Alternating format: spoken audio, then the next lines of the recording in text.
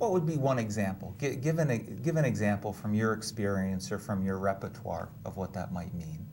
Somebody doing something. Okay. I had a client who came to me, a very, very, very successful clothes designer here on Maui. She had her own little company, a cottage industry, and she had a desire to sing professionally. And she had a beautiful voice. But she had never taken any voice lessons. She was sure she could never sing in front of people because she was shy. And yet, this desire always made her discontent. So it didn't matter how successful she was in her business of designing and manufacturing clothes, because inside she had a burning desire to do something, and she lacked the confidence and was convinced that her own inner dialogue that was telling her, you can't do this, was actually accurate and saving her from a lot of humiliation.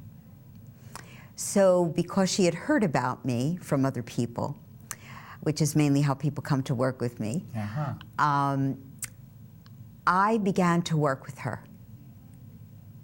And in time, she saw that her reasons for being afraid to be in public had something to do with an unfinished gestalt from her childhood and the way her father treated her.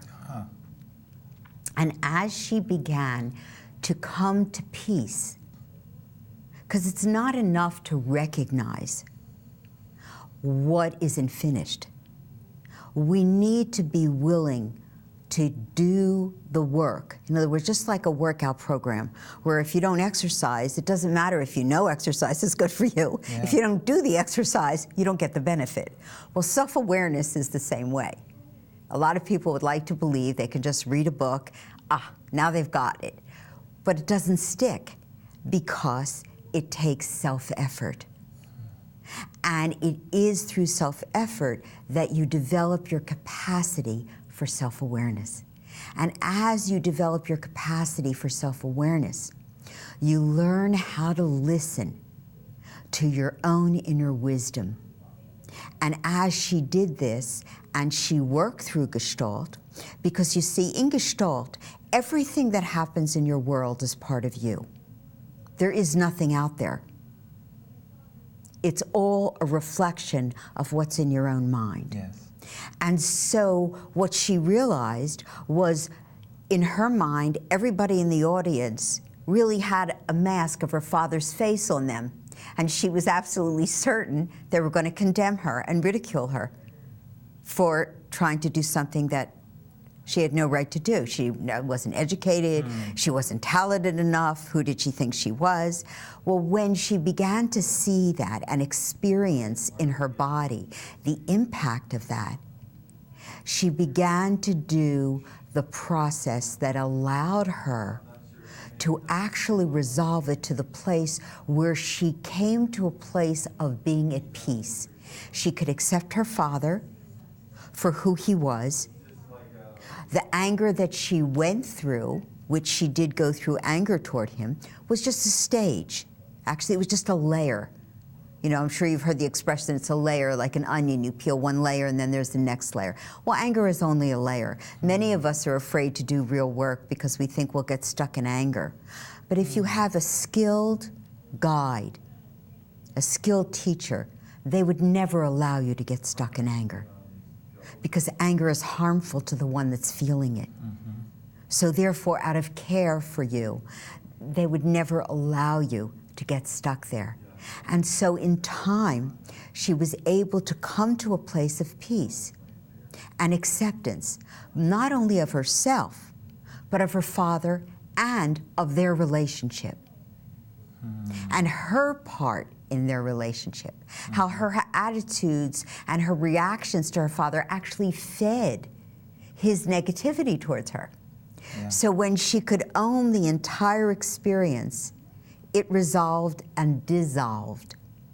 And then she went to the mainland and got a job as a singer and was a singer in a band for, I think, 15 years.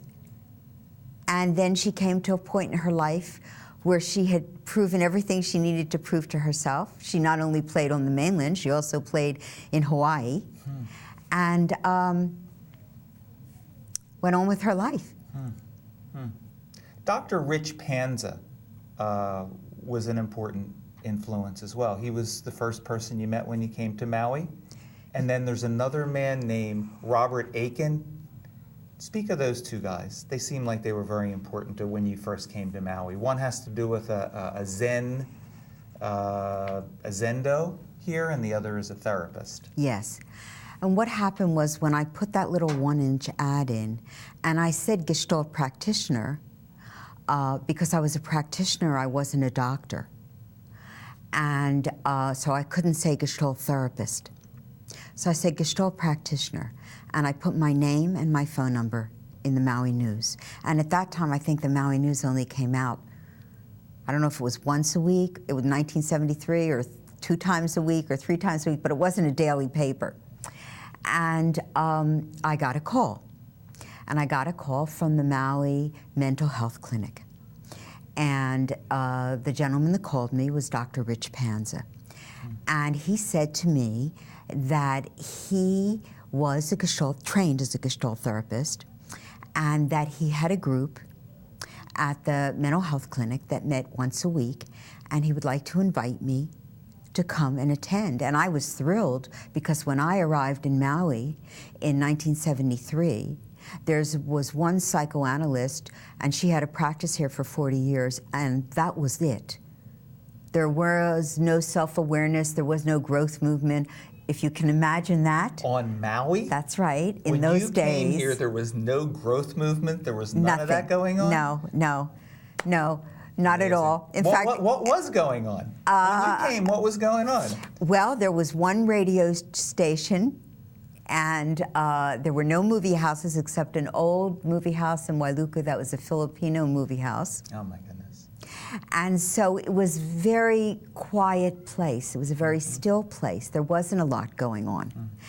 And many people asked me, why in the world did you take your training in San Francisco and move to Maui? And that was because I had come on a vacation 2 years prior to my moving here in 1971. And the moment I stepped down off the plane, I had this powerful experience that I was home. And I'd never had that feeling in my whole life. And I didn't know anyone. I didn't know how I could have had that feeling when I didn't know anyone, but I knew I was home.